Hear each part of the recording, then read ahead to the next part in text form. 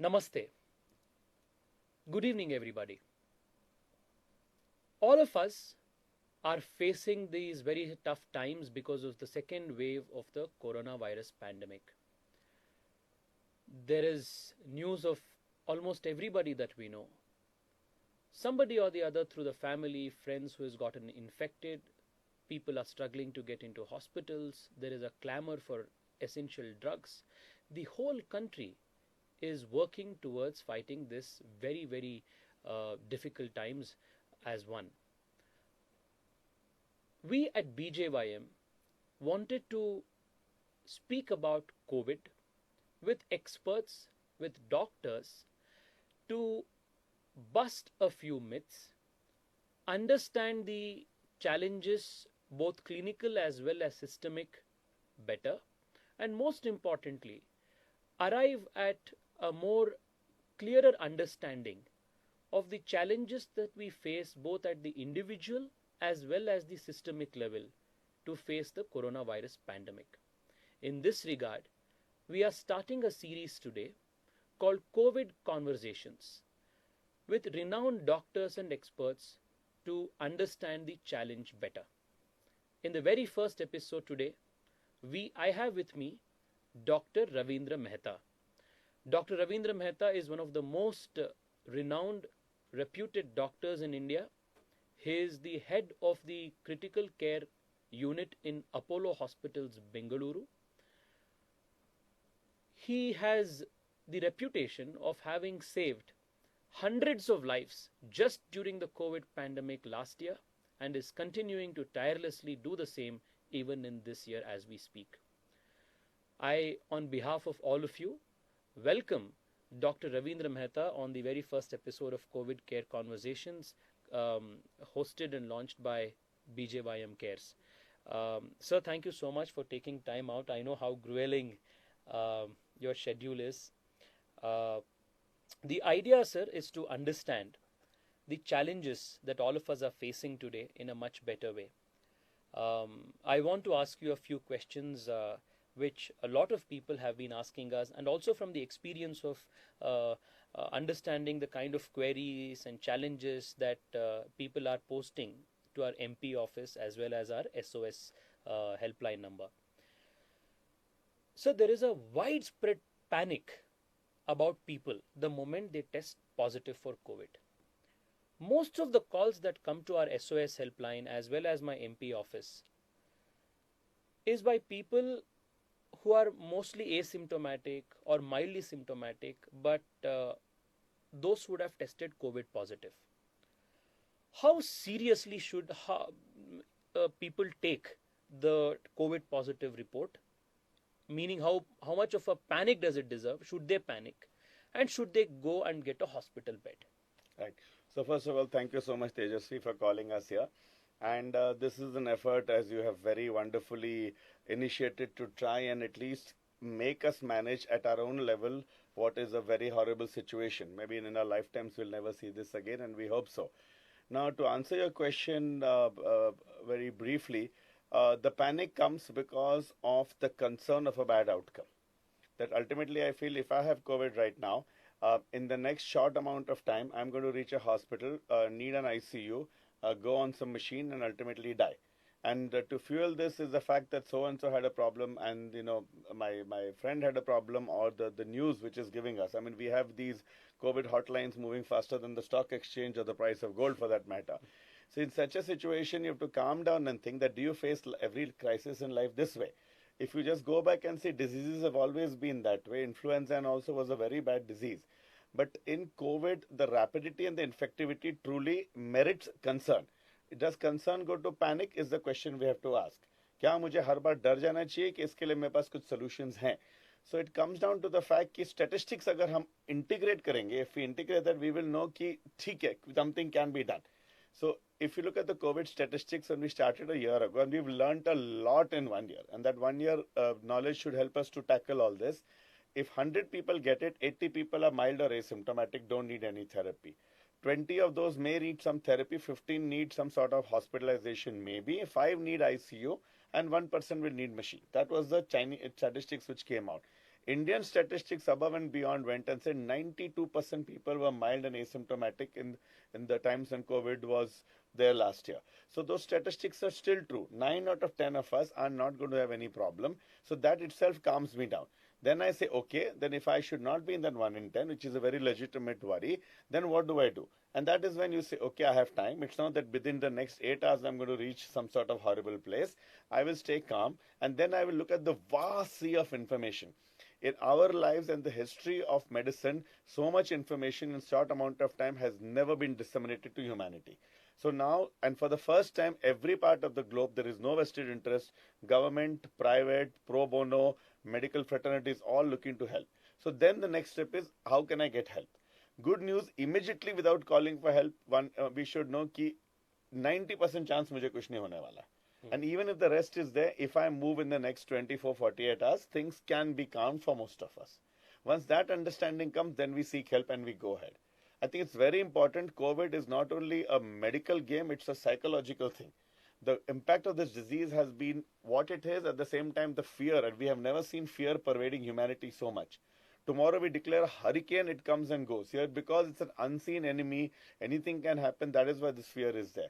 A little self-integration, खुद से बात करना, शांत होना, जैसे आप information लेते हो, कुछ भी करते हो, प्रॉपर्टी खरीदने जाते हो, सामान खरीदने जाते हो, सामान देखते हो, पैसे देते हो, उसी तरह कुछ अगर इन्फॉर्मेशन अंदर लेंगे, इंटीग्रेट करेंगे तो इसको हम शांति से हैंडल कर सकते हैं. इसके आगे हम बात कर सकते हैं कि क्या करना है. Sir, so the very first thing is, if I get a COVID positive report, one, I don't have to panic because 98% of the times, I don't need any hospitalization, any medication, and I will be fine on my own. So if I have to be, if I'm asymptomatic, mildly symptomatic, I have some cold, cough, sore throat, I have lost sense of taste and smell, I am at home. What should I do? What are the basic things that I must follow? We talked of the last 3 minutes. Let's first of all understand and calm down. So knowledge, education, calming down. Second is I need help. So this is a help which you need from a professional. You can go on the net, but that will give you one set of instructions. After that, you will need a professional. So at that point, it's very simple. You contact a professional. It doesn't have to be in the next 2 hours. It can be in the day, basically. First, you calm down. Your symptoms have to be tackled and the disease course has to be explained to you. Now, here is where it gets more technical. Most disease is going to be mild. So if you contact your professional, he will ask you the simple questions like your age, do you have any problems like diabetes, blood pressure, and so on and so forth. What are your symptoms? Fever, sore throat, body ache, loss of taste, and so on. And then the magical or worrying word called pulse oximetry will be talked about. In modern times, thanks to whatever exploded in the last 1 year, pulse oximeters are present at every nooker. That word comes to mind basically, at every nook and corner. So that pulse oximetry is told to the doctor and then he will tell you that you have currently mild disease, and at this point hardly any medication is required for mild disease. There are societies in the world which tell you nothing is required. Just original God-sent immunity is going to fight this off. Whatever kept you and me alive so far to have this conversation is going to keep us good. Some people may give you medication, some antiviral medication may be given, some vitamins may be given, you'll be reassured, and then you start monitoring.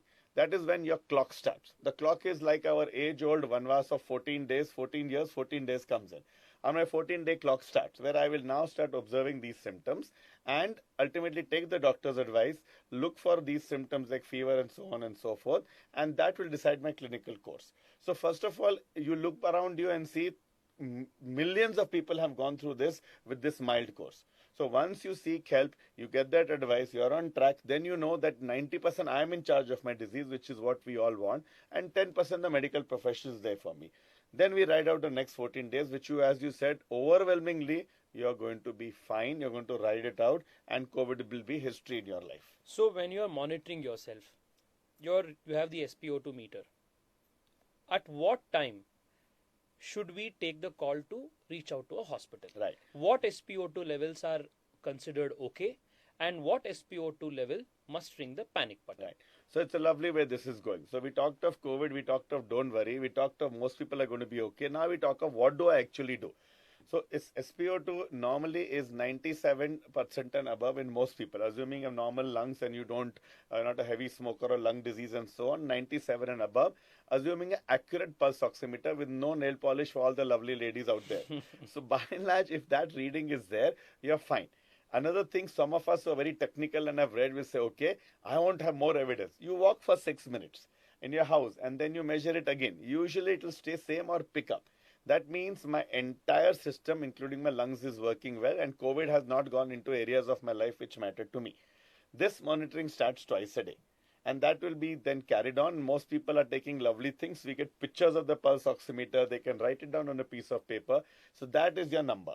Now, the worry number. If it starts to fall, and usually it will not fall on its own. Usually I will not be feeling too great. A fever is not going away. I'm lethargic. A little body ache is there. And this number starts to fall. So once it starts to fall, then we'll have to get concerned. And the number for hospitalizations put out by worldwide organizations is around 93 to 94%, assuming the oximeter is working well. So these are the numbers we need to know. Again, this is data. Data also tells you you're going to be by and large fine, but your monitor includes these numbers. Now, what do you do with this information? That is where you're linked up with a healthcare provider. And the good news, you don't need specialists. Much as I'm here to talk, you don't need me at all. You need anybody who can handle COVID average. Thousands of little checklists exist. A little knowledge, and most of you who are smart can probably even start looking at this yourself. So you just have to be in touch with any provider, good general practitioner, pro bono lines, government lines, your general practitioner, anybody. They will guide you through the process. So 93, 92, what should I do? Yeah, so it's like the stock market. Those of you who like to play in that, when the thing you sell. So when it comes to that number, then comes the major question that, is my course going to be concerning, and do I need hospitalization? And that is the time your provider kicks in. Current guidelines say that 93 and below defines what's called moderate disease, and moderate disease as much as possible should be handled in some sort of hospital setting. Then the next question to answer that is which hospital. So the hospital you will go into will basically give you some drugs, some antiviral medication if it's in the right time, and we will talk about that. A steroid medication which is very simple to give, some oxygen therapy, and they will write out the rest of your course. So in short, that is the concerning number. Now, sometimes pulse oximeters don't work too well. They've been hanging around for 6 months. So sometimes if you feel fine, you must make sure your fingers are okay, they're not cold, and then you can do that walk test. If 93 becomes 95 on walking, it's unlikely that there is any problem with you. So remember this number. Remember, use your intelligence a little more. Calm down. If I were a person who doesn't know medicine, I would make a few checklists to myself. Worry points ABC, monitoring ABC, be in touch ABC, and use that as your own COVID guide so that you are 90% on your own and 10% with your system. This is great, sir. So we now know that most of the cases, the overwhelming majority of the cases, do not need hospitalization, do not need any kind of institutional medical support. Two, I am capable, I am empowered enough to monitor myself, and only when my pulse oximeter readings come around 93, 94 is when I have to consider taking hospitalization as a means of addressing it. And now let's come to hospitalization. Sir, I'm asking this question specifically because every day, whether it is newspaper, whether it is these helpline numbers, or whether it is our office, everywhere the conversation is about remdesivir. So is this a magic drug? Because, my readings about it, my interactions with experts like you say that this drug has no clinical efficacy proven, that it is going to be like a magic bullet to address COVID. It is not life-saving. But the clamor to procure remdesivir is just insane. And in so many hospitals, doctors are telling us that patients come and say, administer remdesivir now. Because, another hospital, my friend is being administered remdesivir. So my 4 pointed questions on remdesivir is, how important, how crucial is remdesivir in the treatment of COVID? If it is important, what, when, and how should it be administered? Can it be administered at home, or can it be administered on the request of the patient, or should the doctor make a call? Are there any side effects to remdesivir? So again, it's a burning issue right now, and all of this is related to the rapidity of COVID and the supply of drugs. But let us look at it very purely. Why is this problem come up? It is because COVID science has moved very fast. The COVID basically went through, let's give everybody something, to now who actually deserves that particular thing. So because we all got worried, because we realized that the disease can do something to us, albeit very small, and because we look for cure, the human mind you looks for cure. Give me medication, make me better, get me out. Is the paradigm all of us look for. When we go to a doctor, they're not looking to hold his hand, have a conversation on how you look and so on. You're looking for what medication is he giving me. The average patient in 3 to 5 minutes we can make out is asking for medication. So with that psychological background came Remdesivir. If you look at the history of Remdesivir last year, very briefly, the emergency authorization came for anybody who gets admitted to a hospital, give Remdesivir. And the unfortunate part is we are stuck in that time. We did not move from October to April. But don't forget, ladies and gentlemen, the science moved. 6 months, people have furiously looked at Remdesivir. And in 6 months, they have said, okay, guys, we said so many because we did not know. Now we have studied, we've become smarter. It's only required for so many. Once we understand that, we know. It is not necessary in life that taking a drug helps you. It is more important to know that, am I a candidate for the drug? Ultimately, and if I am a candidate for the drug, please give it to me. I trust you, a medical professional. Also, a very big social responsibility. If I am not a candidate for the drug and I take it, some young fellow, somebody who deserves, is not going to get it. I think all of us are human enough in this crisis to understand that. So when we take this thing, we try to understand what do I know, which I can tell you state of the art till 2 days ago. A, Remdesivir is required only for this much of COVID compared to this much. 2, who requires it? It is required for moderate to severe disease. Note the word, ladies and gentlemen, moderate to severe disease. That means my saturation is falling below 93, and that is when I require Remdesivir because of progressive COVID. What does Remdesivir do? It takes the virus and bangs it.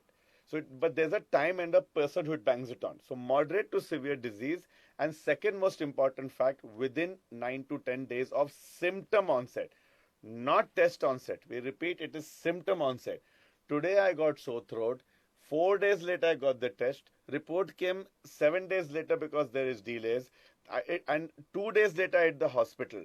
1 day later, Remdesivir is useless because my symptoms started 9 days ago. Because there is no virus left to kill. Now it is some other mechanism which has taken over. So again, to repeat and forgive the redundancy because it is so important, moderate to severe disease within 9 to 10 days of symptom onset and not test onset is the person who should get it. If we understand that, इतने लोगों से अच्छा इतने को ही मिलता है, जितना stock है कम से कम उनको मिलेगा जिनको चाहिए, and not everyone else will be climbing and clamoring for it. That is it. Now, where is it to be given? Hospital. When do you not give it in a hospital? If the healthcare system declares that we have home monitoring to the point of hospitalization. So far, we have not declared that. People are going at random. Let's call my friend. Let's call this pharmacist. 5 ampules from the side. Push it out there. Not safe. First of all, is it the right reason? 2, it comes with risk. Remdesivir has a 2 to 3% chance of liver and kidney issues and some other side effects. For a drug which is not going to improve my disease, for a psychological fear, do I want to take this at my life risk when I'm probably not going to improve at all? Is that a question we should ask ourselves? And the answer comes automatically. So this is the nutshell, the story of Remdesivir. The story of change we have to accept. COVID is change. Everything has been changed. We have to accept change very fast. Remdesivir is change. This much first, this much now. Hospital setting, doctor's advice, don't clamor for it, don't let fear go through data, and ultimately let somebody else benefit who requires it, then we'll be doing the right thing. This in a nutshell is what is said. Great, sir. Thank you so much for that, because friends, this clamor for Remdesivir is something that is bringing SOS alarms all across the country. So this is something very, very important for all of us to understand. Remdesivir is not a magic bullet. It should not be given, it need not be given to everybody who is COVID positive. It need not be given to everybody who is in the hospital also. It needs to be given only to a very small percentage of people who should be administered the drug in a hospital setting, monitored by a doctor. So one thing that you must tell all your friends, all your folks who are asking for remdesivir is this very important information. If they are already 10, in the hospital, they have already crossed 10 or 12 days after onset of symptoms, there is no point in giving remdesivir. If they are at home, you must never take remdesivir. So please be clear about this. This is not only impacting your own health, but is also creating an artificial demand and a black market for remdesivir across the country. This is something as a society we must all address. Sir, similar to remdesivir is this challenge of plasma, this convalescent plasma therapy. So today I was inspecting a hospital here in my constituency, and it was heartbreaking to see a woman who was almost 65, 66, not very literate, with a piece of a prescription where it is written to asking her to procure plasma from a very rare blood group. And the moment I entered the hospital, she was literally falling at our feet, asking, "Sir, idu jiva udad badate," meaning, "Sir, I can save my husband's life. Please procure this." Yeah. Even when I have been trying to tell her that, "Madam, this is not a magic bullet. This is not going to help you in any way because it's on a prescription." Every day we keep getting calls asking for plasma. Can you please shed some light on this as well? So it is such a parallel which we draw. We talked of remdesivir and we said that, okay, it's not a magic bullet, it's useful. To add to that, maybe this will help you. Remdesivir is not shown to save a life. It actually just reduces the hospital stay, reduces the duration of illness. So when you keep that in mind, you lower its stock in your mind so you don't rush for it. This is a very, very important point, sir. I request you to repeat it again. Yeah. So remdesivir does not reduce mortality. What do I want to do? When I go to hospital, if I'm a layman, save my life, give me a drug which saves my life. This drug has not shown to do that. It is known to reduce length of hospital stay and hasten clinical recovery, which means that it is not going to save a life per se. It just reduces your overall COVID suffering. So again, which means two things. If it's going to save my life, you do what everyone is doing. But if it's got only that perspective and only for these number of people and that time, go with the flow. It'll come to you when it's supposed to come to you. Even if it doesn't come to you, 2 days extra in the hospital is not going to change my life of 70, 80 years, so to say. So this is one message we leave with everybody. Now, for those who want hope, oral drugs are coming. COVID has been look ahead. US has approved the oral drug. Shortly, India is a lovely country. Next month or two it will come and these oral drugs will be there. So I think we should focus on what is important and not let fear and panic take over. Is going to be one of the repeated assertions of this particular conversation. Convalescent plasma. Let's get back over there. Again, plasma, I feel repetitive, but I will have to say it has the same story of remdesivir. Anything which works was thrown in the pandemic. Now, 1 year later, we know that we've tested it and let us figure out what its exact role is. So my hand will keep doing this. This was what we talked about plasma and this is where it stands right now. Again, to make this conversation simple for everybody, convalescent plasma increases your immunity when you feel your immunity, when the immunity is down. It only works in that period. So initially what happens is, we'll understand this, it'll be fun. The virus comes over here, my immunity is kicking in. My immunity is what I have been born with and I have to depend on that. The immunity takes some time to kick in. It is basically like somebody coming by a train 2 days from far away and so on. Till then, to boost up the immunity, plasma gives you immunity from somebody else. That is the basic principle. Okay. When we think of it this way, obviously the only time it is going to be useful is when my immunity is down. So the only time plasma is useful, if at all, is 3 to 6 days. Guideline on guideline is saying it. Again, from day of illness, not day of test. From day of illness. Today I got a sore throat. 5 days later I'm in the hospital. It may have a role. 8 days later I'm in the hospital. There is no role at all. So to repeat the whole thing, plasma is an immunity addendum till my immunity kicks in. Now the next question is it really good? The question is, we still don't know. We have this huge yo-yo of science which has moved. The Indian data showed, ICMR came out with a paper which said it doesn't help. And then the Americans and everybody got up and said, no, if you use the right immune-rich plasma, that means the fellow COVID guy who donated it should have been some sort of a Superman, basically. And his plasma comes to you and it gives you immunity against the virus. So that's some sort of a fight is happening in your bloodstream. So basically, again, coming back to that point originally, that plasma from the US data showed that yes, it may work. It can be useful, but it's useful only in the first 3 to 6 days. So to put the whole interesting conversation in a nutshell, plasma may be useful, is not the magic wand, will not necessarily save a life at all. There's nothing to show that. It's called a experimental therapy in most guidelines. Now, you guys hate the word experiment. You think that, the medical science sometimes experiments with you. You never want that on you. But this is labeled as experimental therapy.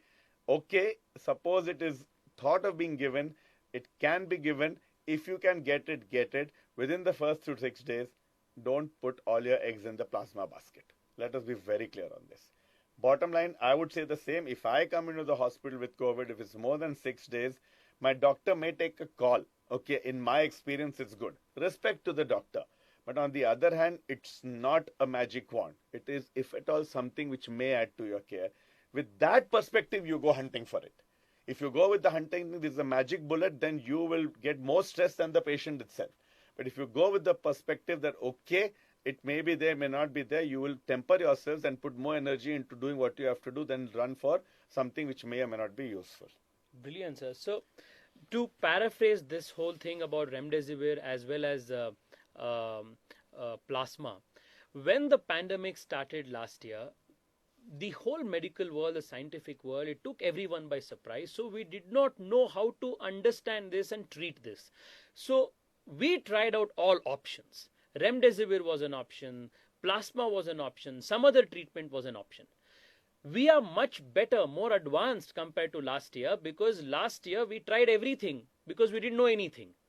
Compared to last year, we are now better. So what is better? We now know that remdesivir works only in a very minute percentage of cases, only when administered in the right settings at the right time. In the same way, we know the very similar thing about convalescent plasma. So let us not create hysteria, a panic about both these things and suffer ourselves, make the patients suffer, as well as put an unreasonable demand on the healthcare system. Because this is not going to be a magic bullet that is going to save life. That is the most important takeaway from both these things. That brings us, sir, to understand. This means that there is only one kind of a therapy. That is, you get oxygen if your saturation is weak. It's below a certain point, the 92, 93 mark that you said. And you wait for the body to make its to the immune system to do its job. This precisely is what the treatment right now can be summarized as. So this brings us to understanding the most important question of how do we ensure that we do not get COVID? Because that itself, I think, is the most important thing where our focus must be. Right. Because the less number of people catching this will mean only those people who severely need hospitalization get the hospital beds. And the rest are all protected because they follow COVID appropriate behavior. So what are the things that we must do at the cost of ad nauseum repetition from the last 1 year? What is it that we must do to ensure we do not get COVID? Right. So I think this drum has been beaten so many times, but its value only goes up the more you beat it, because COVID, unfortunately, has told us that the only thing which works is discipline. Discipline means that can we do something which is uncomfortable and not in line with what our natural tendencies are for us to be around, for us to survive. And that has been these two entities, which is by and large masking and social distancing. You guys will wonder why we're having this conversation. We both talked 2 minutes before and we decided that 3 meters away with a fully vaccinated doctor and likewise here is probably the right way to do things. And so social distancing as much as possible. Now, India is a tough country to do social distancing. We accept that. But try your best. Do as much as you can. Above and beyond that is masking. And mask is a very big problem because it has been alien to us. Our openness, freedom is our society. We like to be, around, nobody restraining us. The moment we put this in, it's irritating us. The nerves in the face are the most sensitive. You guys know this. You can't slap when you hit somebody here, it hurts the most. We basically give a peck on the cheek because the sensation is the best. So this is the most sensitive area. We don't like it covered. We feel short of breath and so on. Having said that, 1 year down the line, the smartest on the food chain is the humans. The dumbest on the food chain was supposed to be the virus. The whole thing has reversed completely. So can we come back to be the smart human?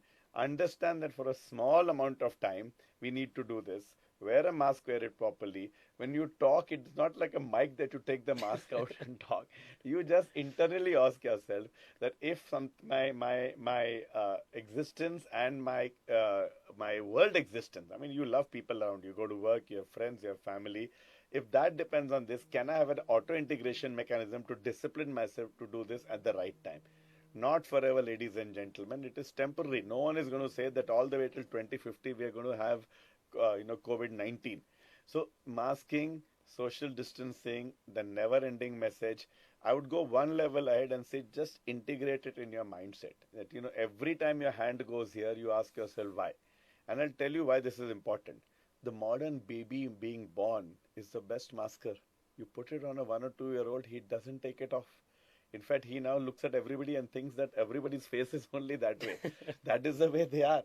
So can we do that in our integration? Can we calm our mind down? Can we show discipline? Discipline is what Indians are known for. I mean, it comes from all the religions and every discipline which is talked about. So again, I've gone round and round because I want to make the concept more meaningful. Not just leave this as a placard or a billboard, but somewhere meaningful. Integrate in your mind. Do it temporarily. Do it well, and you will cross this bridge. Nothing is permanent. There's always a silver lining, and this is what we have to do. Double masking, right mask, all that is there. Those of us who can tolerate can do all that. Look at us. We wear that N95 all day, 12 hours a day, and we go home with that. We had to discipline ourselves. So just a fragment of that in all your lovely lives is going to basically cross this COVID hill with more happiness than we can imagine. Superb, sir. So ensure that you have a mask all the time. This is the most important thing. And mask not here, not taking off when we need, but a mask, a proper mask covering our nose and mouth. That's the most important one. Having said that, there is one magic bullet that is going to help us win the war against COVID. One that will actually save our life. The difference between life and death in this war against COVID is vaccination. Throughout the world, and more so in India, the data speaks for itself. Those people who have been vaccinated, 99.4% of them have not caught an infection again. And those people, the microscopic minority of them who, despite being vaccinated, have caught the infection, do not need hospitalization. So if at all you are searching for a magic bullet to win this war against COVID, it is not remdesivir, it is not convalescent plasma, it is vaccination. Sir, I want to ask you, how important is it to get ourselves vaccinated? And this whole rumors about vaccination, can aged people take it, can pregnant women take it, can diabetic people take it, and somebody took a vaccine shot and died of heart attack 2 days later, somebody calling it a BJP vaccine, so I will not take it, somebody saying something else. Sir, it is extremely important for us as responsible members of society to create the right awareness about vaccine. And coming from you, sir, as a reputed doctor, how should we as a society approach vaccination, and how should we deal with this whole thing? Right. So it comes down to what is ultimately the true silver lining, and I think his line on no remdesivir, no convalescent plasma, yes, vaccination could be the keyword of this entire conversation, so to say. Think of it this way: in the pandemic of a lifetime, when vaccines take 3 to 5 years to develop, in 11 months a vaccine comes. In the huge number of countries in the world, our country has not one but 2 vaccines. This itself is a benediction in the midst of a crisis. Wow. That is one thing. We actually have to sit in our prayers and say, thank God it came. Do you think if it came to UK, US, they would give it to us? Nobody would give it to us. We would be somewhere in the line saying, hi, what about me? And we would 1 million people would be asking that question. So we are very, very lucky. Once we understand that, then we understand, why am I doubting this entity? It's simple. Are you somebody who understands that there is something called risk benefit? You go to a market, you buy a fruit. Do you look for the fact that in 1 in 50 fruits there is a worm? That worm will enter me, I will get loose motions, I will not eat fruits for life. It's not going to work that way. So every product like a vaccine comes with side effects. They're giving you data. No one is lying out here. This is one time and there is no politics right now. Sorry for that word, Tejasvi. True, I'm using it as a representative more than anything else. 168 out of 34 million is the statistics for a vaccine like Covishield. 168 out of 34 million, 0.0004. I may have understated 10, but I have not overstated it. So this is the side effect. It is safer than walking in Bangalore. It is safer than existing in most parts of the world. This is where we start. So do we do that? And we spent 3 months. From January to March, we have pontificated too much. I think this democracy, controversies, talking and everything helped. Actually, we missed our time. A little wisp of sadness comes because that little window went away. So understand now, it is a benediction at this point. It is currently the biggest silver lining we have.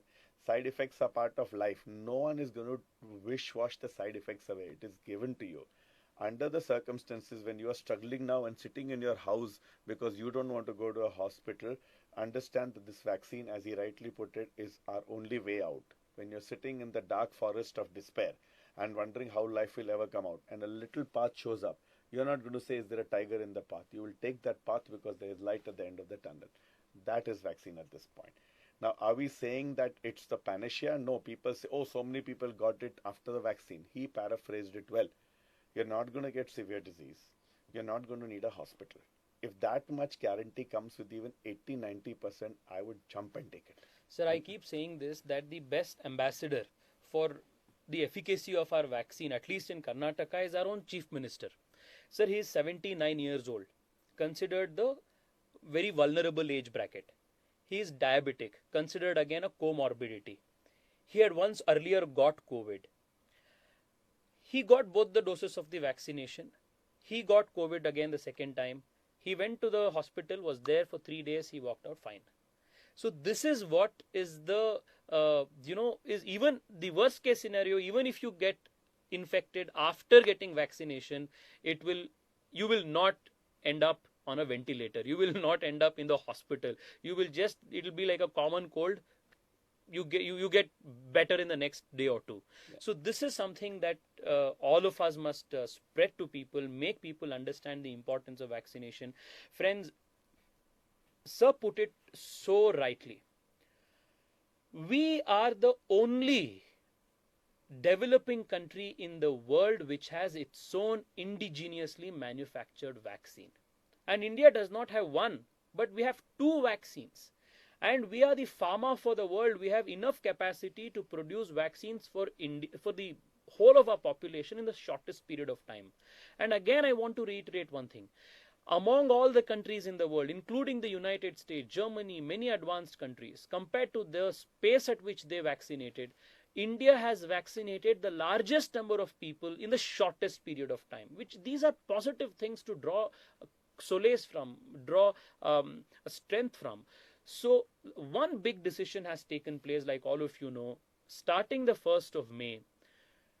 Everybody in the country above the age of 18 years is eligible to get a vaccine.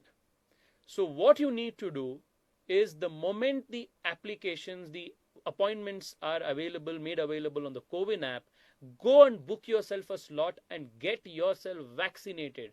That is the only magic bullet and nothing else. So we have covered a wide range of issues today, sir. Thank you so much for that. I want to conclude by asking only one important thing. I was visiting your hospital last year also. I was troubling you from my office. We were calling you, asking for beds. The same repeat cycle has come about today. Again, I'm calling you, coming to your hospital, trying to get somebody a bed, the whole thing.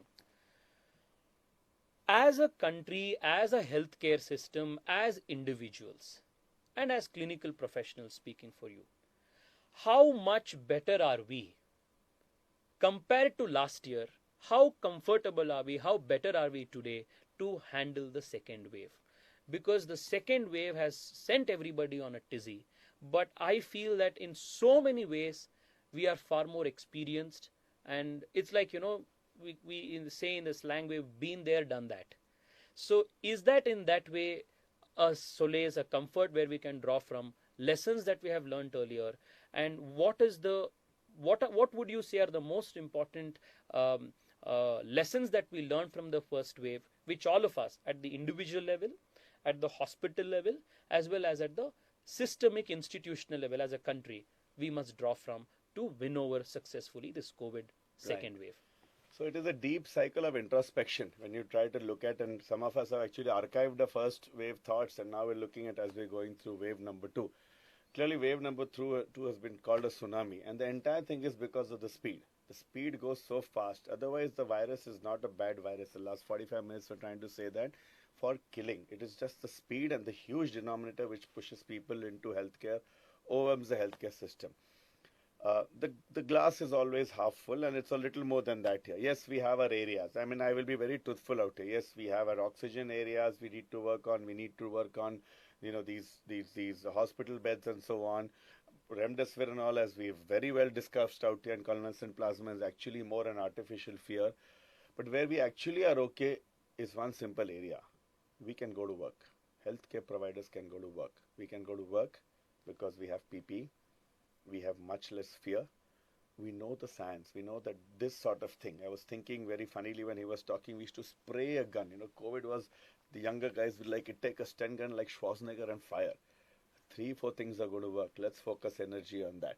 So knowledge has increased. There is infrastructure which is more prepared. Fear has come down. Protective equipment is there and much less is required. And we understand the disease.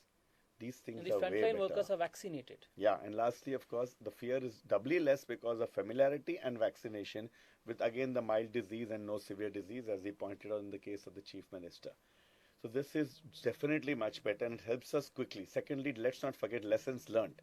If our preparation time was around 2 weeks last time, and he knows every part of it because we interacted, 3 days flat we can deploy now. Yes. All those SOPs, all those charts, the famous WhatsApp groups which help us to coordinate, all are ready. Connections are there. I can call him. Both of us maybe knew of each other. I mean, I knew of him. He did not know me. But we know each other. One call, one text, and things get done. There is something to be said about cohesiveness, preparation, planning, and overall familiarity, which is much good in addition to the vaccination word out there. So I'll leave you with the following thing from a professional point of view. The aim in COVID this time, don't worry about the mild infection. Only 2 aims. No hospitalization, no death. Nothing else matters. Sitting at home, don't worry about it at all. It doesn't matter. Whole world adjusted to you. Work at home has become like never before. Your employer doesn't mind. Nobody minds. Just ride it out. Common virus a little longer. 10 years from now, this will be a laughing conversation. Both of us will be looking and saying, see what it takes to convince the population. Think 10 years from now when everything becomes better. The second thing is obviously use whatever resources you have. Use this vaccine and everything else. And thirdly, it's not the government only. It's a partnership. If each one of us for the first time is empowered to do something for our life. If an army attacks you, you need the Indian army to go. If a tornado comes, you're running helter-skelter. Here you only, if you can protect yourself with the simplest things we talked about, that's it. You have helped yourself, you've helped your society, you've helped your country, and you've helped the cause as a whole. If these 2 things we can integrate, keep on a little chit, put it as our phone screensaver, I think we can go through this comfortably. Sir, thank you so much for your time. Friends, this was in so many ways a conversation which has helped many of us arrive at more clarity on this very big challenge of the COVID second wave. I want to summarize all of these in just 1 minute. 1. 98 to 99% of the people who test positive for COVID get better by themselves without any medication, and most importantly without hospitalization. So if you test positive, do not panic, do not clamor for a hospital bed.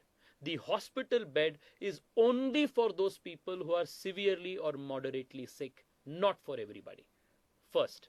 Second thing, if you are severely or moderately ill, then that does not mean that you have to go and get remdesivir or plasma as a magic bullet.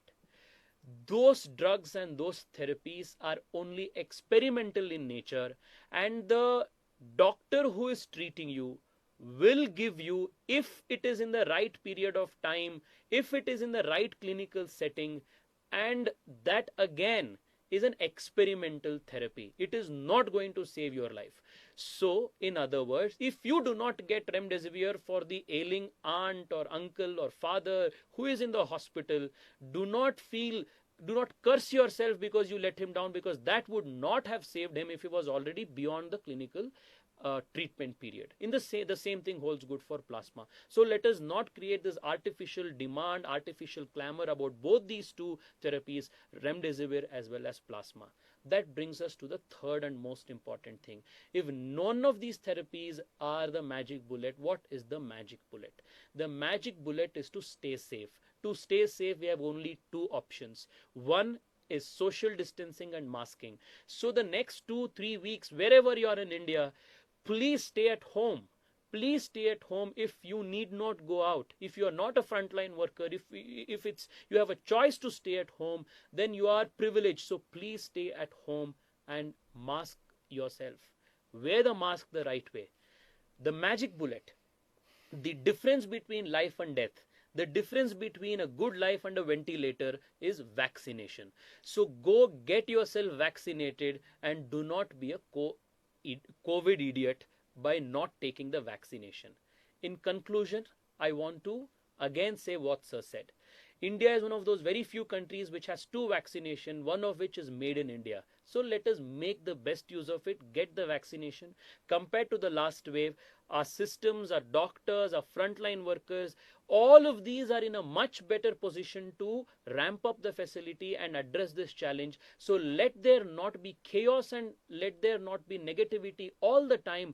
Let us address this issue with more positivity, more strength, and more confidence. That is the only way we will be able to win this. I thank all of you for joining on this conversation. My request to all of you is only this.